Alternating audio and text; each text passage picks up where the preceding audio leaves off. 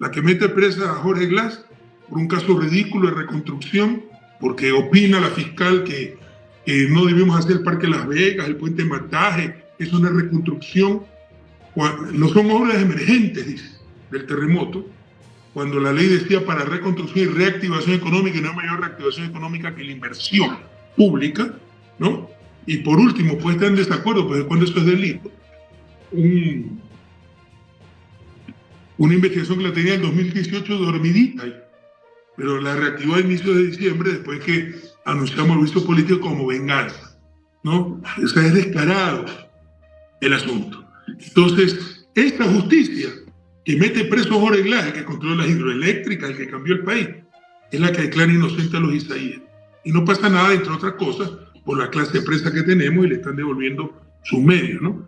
Entonces tenemos los monopolios de medios, su propiedad familiar, porque hay medios, pues, sí, es chistoso, hay una doble moral a nivel internacional, de repente en Europa, en claro atentado a la libertad de expresión, suspenden, prohíben los medios prorrusos, pese a que el conflicto estrictamente hablando no es en Europa, ni Ucrania ni Rusia son parte de la Unión Europea, ¿no? ¿Por qué? Porque son gubernamentales, pero no prohíben, ¿no?, medios pertenecientes a las transnacionales.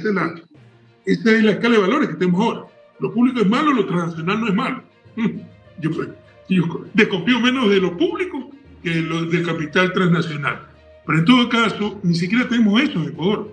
Tenemos propiedad familiar, donde el dueño es el hijo, donde el administrador es el hijo del dueño. Y es casi tan bobo como el dueño, que ustedes saben los hijos bobos que hay en Ecuador, ¿verdad? O vaya en Radio Centro. El señor Javier Benedetti es un señor muy culto, muy inteligente. Su hijo no reúna, porque además de ser semianalfabeto es perezoso.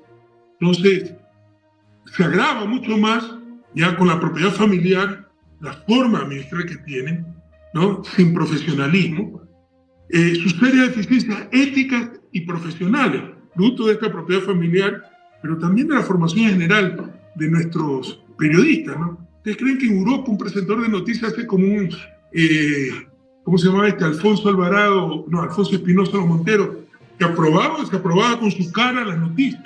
Eso no es profesional, pero ni lo entendemos en Ecuador. El descarado sesgo, los entrevistadores que no entrevistan sino que interrogan, y por supuesto de acuerdo a sus intereses, y torturan hasta que confiesen. Si no siguen torturando, o sea, no van a escuchar al entrevistado, se van a escucharse ellos mismos, a imponer sus verdades. Eso no es ético, eso no es profesional, eso no existe. En Europa, en Estados Unidos, los verdaderos medios de comunicación, pero en Ecuador nos enteramos de eso. Y por supuesto está su descarado involucramiento en política, ¿no? Hacen política, lo hemos visto en las últimas elecciones, lo hemos visto siempre, pero sobre todo en las últimas elecciones. Alguna vez en mi gobierno se multó a la revista Vistazo, fue escándalo por decir, libertad de prensa, porque en silencio electoral en la portada sacaron una papeleta, una consulta popular marcado el no. Se ha descarado el asunto. Pero el problema de América Latina, o sea, el problema es planetario de los medios de comunicación, de este poder sin contrapoder, de los excesos de la prensa, ¿no? Pero América Latina rompe todos los límites y escrúpulos, y le puedo decir con conocimiento de causa que la prensa latinoamericana es de las peores del mundo. Y pocas veces he visto tantas contradicciones en defensa de intereses, pero con envolturas tan bellas como el nombre de libertad. Ellos defienden la libertad de expresión. Yo soy el político malvado que estoy contra los periodistas y contra la libertad de expresión. Han tenido la habilidad de identificar sus negocios dedicados a la comunicación con libertad de expresión. Son dos cosas diferentes. La libertad de expresión, la libertad de prensa y sus negocios, que pueden estar a favor de la libertad de prensa y la libertad de expresión, o pueden estar a favor de sus propios intereses. Y de hecho, por definición, si entra en conflicto su deber ético, nuestro derecho a informarnos, y la rentabilidad del negocio, por definición, si son negocios privados, privilegian la rentabilidad del negocio. Pero en honor a la verdad, no está ahí el principal problema.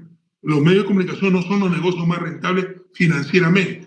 Les dan poder.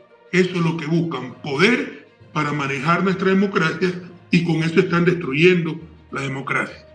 Pero decir que criticar esos negocios dedicados a la información es estar contra la libertad de prensa, equivale a decir que criticar al presidente es estar contra la democracia. Pero muchos compran todavía ese discurso y esa tontería. ¿Qué es la prensa latinoamericana? Voy a citar. Cito: viola a diario las más elementales nociones de la objetividad y la ética periodística. Silencia y manipula la información. Deforma los hechos. Abre sus páginas a las mentiras y calumnias que pueden dañar al adversario. A la vez que en todo el grupo de medios se despide o intimida a los periodistas independientes y se recurre a las insidias y golpes bajos de los peores pasquines que vienen del amarillismo y el escándalo. Cierro cita. Ustedes dirán, esto lo escribió Correa, Chávez, Maduro, Morales. Bueno, esto lo escribió Vargas Llosa, criticando a Diario El Comercio de Perú por su descarado sesgo a favor de Fujimori, al cual detestaba Vargas Llosa porque perdió contra él, en la elección Keiko Fujimori contra Ollanta Humala. Pero hasta en esto se creen superiores. Este es solo un privilegio de ellos, de su orgullo. Esto lo puede decir Vargas Llosa, que ha ejercido periodista, pero no lo puede decir un político. Si lo hizo un político, la misma verdad, entonces se está atentando a la libertad de expresión. Incluso para criticarse, solo pueden criticarse ellos. No aceptan críticas de afuera. Pero lo que ha dicho Vargas Llosa en este caso es totalmente correcto, ¿no? Y esto se empeora aún más por cosas inentendibles, ¿no? Las novelerías, los folclorismos, las cosas que se inventan y que no tienen sentido, no tienen argumentos, no tienen bases conceptuales, no tienen bases éticas. Por ejemplo, autodesignarse los críticos del poder. Ellos son los críticos del poder. A mí me han dicho, el periodismo está para criticar al poder. ¿Por qué? Y si es un poder bueno, si es un poder legítimo, además se necesita en nuestros países para superar su desarrollo de poderes con grandes apoyos populares. Entonces, ¿por qué criticar al poder? Primera idea. Segundo, ¿no? Ellos mismos pertenecen al poder. ¿Cuándo se critican ellos mismos? No. Tercero, si reconocen que son críticos del poder, eso es un argumento político. Ustedes son agentes políticos, son actores políticos. Pero si le das respuestas políticas, te regalan las vestiduras, ¿no? Si le dices mentiroso, ellos te pueden decir corrupto, narcotraficante, pero si tú le dices faltos de iluminación, atentado a la libertad de expresión, que también es una vanidad terrible lo que manejan, ¿no? Entonces, con estos folclorismos, ¿no? Autodesignarse críticos del poder, ¿con qué legitimidad democrática? ¿Quién le ha otorgado ese rol? ¿No? Y críticos, ya veremos, de solo ciertos poderes, se creen con licencia para cumplir un ilegítimo rol político. Por supuesto, solo son críticos de los poderes progresistas de izquierda, los que quieren cambiar la tan injusta realidad latinoamericana, porque aquí estamos, porque las cosas no están bien. Tal vez si estuvieran bien, estaríamos en otra cosa, pero llevamos 200 años de su desarrollo. Y gran parte, ¿no? Un factor fundamental para este su desarrollo se llama prensa, ¿no? Ecuatoriana y latinoamericana, porque ningún país latinoamericano ha superado su desarrollo. Entonces, solo son críticos de los poderes de izquierda, porque de guardianes de la verdad, que para mí es el rol que ven en los medios de comunicación y el periodismo, guardianes de la verdad, han pasado a ser obscenos guardianes del status quo, para que nadie cambie. No instrumento de las élites para dominarlo.